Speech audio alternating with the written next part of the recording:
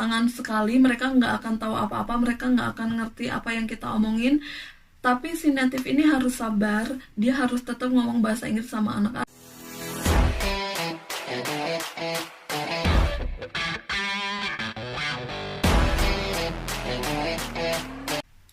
Halo semuanya, balik lagi di channel Amora Seksa bareng aku Ria. Nah, di video kali ini aku ingin sharing pada kalian semua tentang konsep taman kanak-kanak tempat aku belajar sekarang. Kenapa konsep taman kanak-kanak? Karena kayaknya hal ini menjadi sesuatu yang belum terlalu terkenal di Indonesia. Bisa enggak sih disebut terkenal? Kayak misalnya kalian tahu nggak sih, aku sendiri nggak tahu konsep taman kanak-kanak tempat aku dulu itu apa, tapi yang kayak taman kanak-kanak Islam gitu nggak ya, TK Perwanida, TK itu nama terkenal ya, whatever, itulah pokoknya. Kan sekarang aku denger atau lihat atau baca itu konsep taman kanak-kanak atau pendidikan anak usia dini yang lagi tren banget di Indonesia itu adalah Montessori. Tapi aku kali ini nggak akan bahas Montessori karena di tempat kerja aku itu bukan atau nggak pakai konsep Montessori. Jadi di TK tempat kerja aku itu pakai konsep bilingual, jadi ada dua bahasa yang digunakan di taman kanak-kanak. Yang pertama sudah jelas bahasa Jerman karena kita tinggal di Jerman.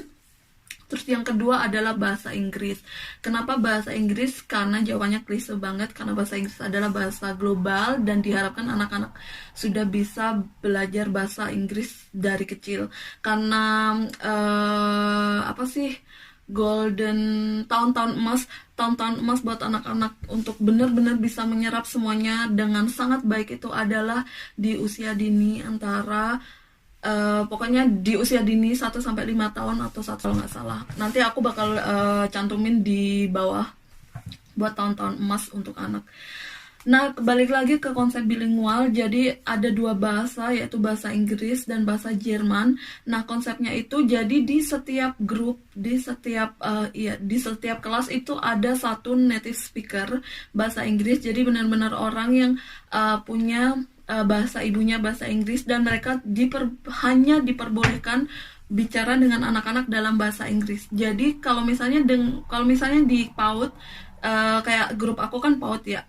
Di PAUD itu ada 3 orang dewasa dari 10 anak-anak. Jadi 3 orang dewasa ini guru TK maksudnya ya. Guru TK-nya ini 2 ngomong pakai bahasa Jerman, satunya pakai bahasa Inggris. Nah, yang pakai bahasa Inggris ini cuma boleh pakai bahasa Inggris sama anak-anak, nggak boleh dicampur-campur karena itu nanti akan membingungkan buat anak-anak dan membuat mereka nggak cepat untuk serap informasi dalam bahasa Inggris kayak gitu. Jadi ditekankan sekali, meskipun mereka tidak paham, karena emang anak-anak ya dari umur berapa sih di tempat aku 0 sampai 3 tahun itu di tempat aku itu bukan semuanya anak-anak mixed gender. Jadi kayak misalnya Jerman dengan apa gitu. Ada banyak juga yang emang semuanya bapak ibunya Jerman, mereka nggak ngomong bahasa Inggris sama sekali di rumah, tapi bapak ibunya pengen anaknya ini belajar bahasa Inggris dari awal kayak gitu. Jadi buat anak-anak yang misalnya dari keluarga yang emang bener-bener nggak pakai bahasa Inggris sama sekali, itu pasti sesuatu yang tantangan sekali. Mereka nggak akan tahu apa-apa, mereka nggak akan ngerti apa yang kita omongin. Tapi si native ini harus sabar, dia harus tetap ngomong bahasa Inggris sama anak-anak. Kayak misalnya, tolong bantu beres-beres, atau waktu kita lagi masuk dalam situasi konflik antara anak-anak kayak gitu. Jadi dia tetap harus jelasin, dia tetap harus berusaha mendeskripsikan apa itu yang ingin dia katakan berulang kali. Apa sih syaratnya itu, benar-benar si native speakernya ini harus sabar. Kalau misalnya kita yang bahasa Jerman ngomongnya 1 sampai 50 kali, dia bakal ngomong ribuan kali sampai akhirnya si anak itu paham. Apakah si anak ini bisa paham? Jawabannya adalah iya, pasti. Dia pasti bisa paham.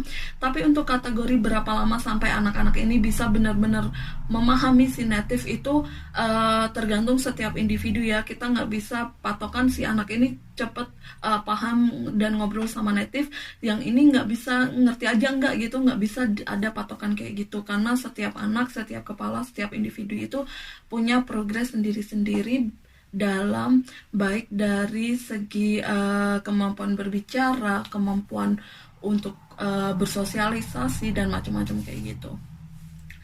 Nah, kalau misalnya udah mentok banget si anak ini diajak ngomong native, udah ribuan kali, diulang-ulang ribuan kali, tapi tetap nggak paham atau malah sampai di level frustasi, kita boleh bantu gitu yang pakai bahasa Jerman. Tapi si native-nya nggak boleh bantu, misalnya dia udah fix banget nggak tahu harus ngomong apa, terus dia berusaha jelasin kayak bahasa Jerman, itu nggak boleh.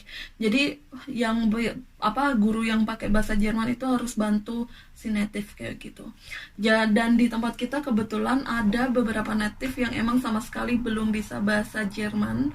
Jadi level bahasa Jerman mereka masih standar banget. Jadi itu yang sebenarnya paling menguntungkan, karena dia jadi nggak punya pilihan lain selain ngomong bahasa Inggris sama anak-anak gitu.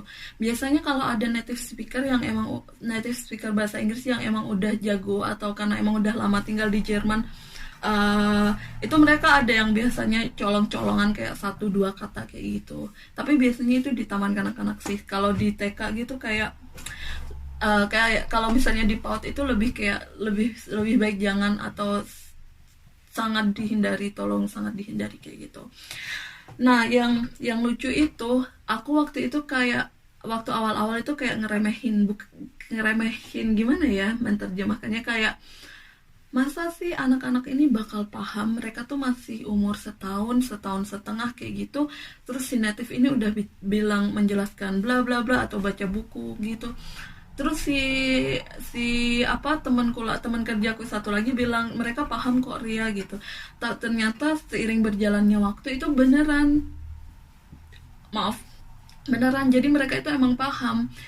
Ada yang beberapa mereka paham, jadi mereka melakukan apa yang diminta si native speaker bahasa Inggris ini kayak gitu. Kayak misalnya kita lagi beberes nih, kita udah nyanyiin lagu buat beres-beres, terus ada beberapa anak nih yang nggak mau beres-beres, terus kita kan nggak mungkin semua dilakuin satu orang, pasti si native ini juga bantu kita, dia tuh juga aktif banget kayak gitu, dia bantu kita datang ke anak-anak kayak menjelaskan ini waktunya kita beres-beres, teman-teman kamu udah beres-beres nih, ayo kamu juga ikut bantuin, karena yang bermain nggak cuma mereka tapi kamu juga ikut bermain, kamu bagian dari grup kita, bla bla bla kayak gitu. Dan si anak paham, dia ngejawab. Kalau misalnya kayak si anak dalam fase dimana dia pengen berontak terus kayak gitu, fase rebel banget kayak gitu, dia akan jawab, dan jawabannya itu dia menjawab pakai bahasa Jerman, tapi jawabannya itu berkesinambungan. Jadi si native bahasa Inggris ini tetap bla bla bla bla bla pakai bahasa Inggris, terus si anak kecil ini jawabnya juga pakai bahasa Jerman kayak gitu.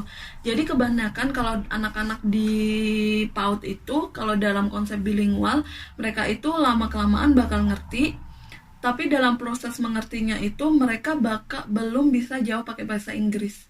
Nanti ketika mulai TK atau mulai akhir dari PAUD kayak umur 3 tahunan mau masuk ke TK, peralihan dari PAUD ke TK, itu nanti biasanya dia udah mulai jawab native pakai bahasa Inggris. Jadi dia udah bisa membedakan blok-bloknya gitu.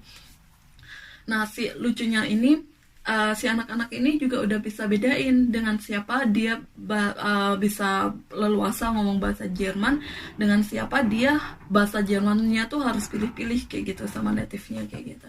Jadi sebenarnya lihat cara kerja otak anak-anak ini benar-benar sangat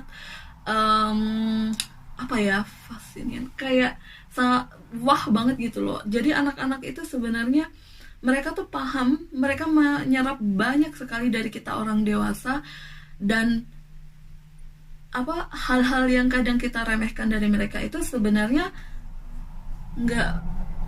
jangan diremehin kayak gitu. Mereka tuh punya kemampuan buat paham kayak gitu. Kayak aku nggak yakin banget kalau anak-anak dulu itu, masa sih umur setahun gini, apalagi dari keluarga sama-sama Jerman atau dari keluarga mix yang nggak pakai bahasa Inggris, misalnya mix Jerman Turki gitu, mereka ibunya bilang pakai bahasa Turki, ayahnya pakai bahasa Jerman, terus di PAUD ada yang ngomong bahasa Inggris, ada bahasa Jerman, terus kan bahasa Inggris itu sesuatu yang baru banget gitu.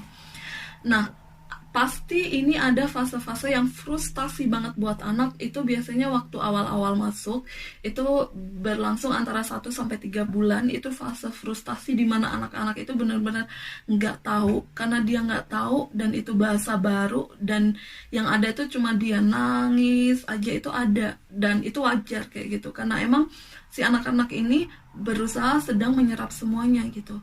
Terus membeda-bedakan ini apa sih kayak gitu, kayak kita mengeksplor nggak sih, kayak kita meneliti hal baru gitu. Jadi kita teliti dulu, kalau kita pegang, kalau misalnya ada benda, kita lihat dulu, kita pegang-pegang dulu, kita telisik benar-benar, baru nanti kalau kita yakin kita kasih tahu kayak gitu. Jadi konsep bilingual ini seru sih sebenarnya. Jadi aku bisa lihat juga kemampuan anak-anak itu serap gitu. Di antara satu grup, satu kelas gitu, ada satu anak itu yang menonjol banget bahasa Inggrisnya, padahal dia lahir dan besar dari keluarga dari keluarga Jerman asli, yang kedua orang tuanya adalah orang Jerman, dan ibu bapaknya ini sama sekali tidak menggunakan bahasa Jerman. Tontonan si anak-anak ini juga bahasa Jerman, sehari-hari bahasa Jerman, teman-teman yang bahasa Jerman, cuma dipaut aja pakai ada bahasa Inggrisnya, dan dia itu jago banget. Dia umurnya baru 2,7 tahun, tapi misalnya kalau si native speaker ini bilang bahasa Inggris sama dia udah bisa jawab gitu, dia udah mengerti. Biasanya anak-anak lain bilangnya, kalau misalnya ya, enggak, tapi kan, atau pembelaan apa-apa, itu mereka masih ngomong dalam bahasa Jerman. Kalau dia ini sudah pakai bahasa Inggris. Jadi keren sih, keren. Nah, aku rasa sampai di sini aja sharingnya terkait konsep bilingual di Taman Kanak-Kanak tempat kerja aku.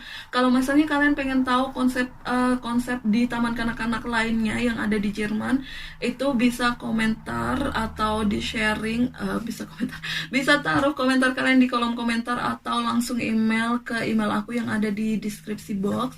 Nanti bakal aku pertimbangkan apakah aku bakal explore lebih jauh tentang konsep taman kanak-kanak yang ada di Jerman, karena sebenarnya di Jerman sendiri untuk konsep taman kanak-kanak itu ada banyak banget, mulai dari konsepnya pakai hutan kayak Wild Kindergarten. Wild itu artinya hutan, jadi semua anak-anak ini lebih bermain ke natur, kayak ke apa ya serba alam kayak gitu. Tapi nanti ini jurusannya ada 2 lagi, ada Wild Kindergarten atau konsep hutan tadi, taman kanak-kanak hutan kalau secara harfiah.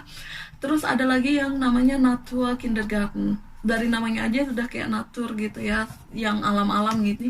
Tapi baru bedanya kayak apa kayak gitu, nanti aku nggak akan jelasin di video ini. Kalau misalnya kalian tertarik, nanti aku bakal bikin masing-masingnya. Untuk sementara ini aku jelasin untuk konsep bilingualnya aja. Kalau misalnya di konsep bilingual juga nggak terlalu jelas, karena aku lebih kayak cerita gitu, kalian kasih tahu juga, aku terima banget, aku open banget buat kritik dan saran. Dan udah, aku nggak tahu mau ngomong apa lagi. Terima kasih semuanya yang udah nonton. Jangan lupa di subscribe, di like, di komen, dan di subscribe, di like, di komen, dan sampai jumpa di video selanjutnya. Terima kasih semuanya, bye bye.